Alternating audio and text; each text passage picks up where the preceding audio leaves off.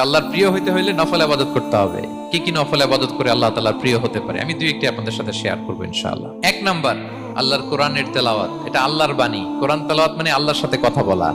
যখন আপনি কোরআন তেলাওয়াত করেন, কাইন্ড অফ আপনি আল্লাহর সাথে মুনাজাত করেন, মানে একান্ত আলাপন করেন, আলাপচারিতা করেন। দুই নাম্বার তালিকা হচ্ছে আত-তাহাজ্জুদ বা কিয়ামুল লাইল।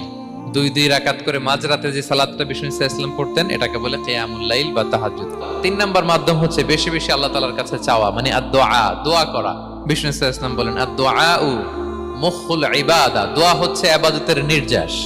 এবং আল্লাহর কাছে চাইলে আল্লাহ খুশি হয়, না চাইলে আল্লাহ বেজার হয়। বিনয়ের সাথে চাইতে হবে, চোখের পানি ছেড়ে চাইতে হবে, চাওয়ার মতো চাইতে হবে। চাওয়ার মতো চাইলে আল্লাহ দেয়। আল্লাহ তাআলা আমাদের সবাইকে তার প্রিয় ভাজন বান্দাদের তালিকায় অন্তর্ভুক্ত করে নেক। আমরা সবাই পড়ি আমিন।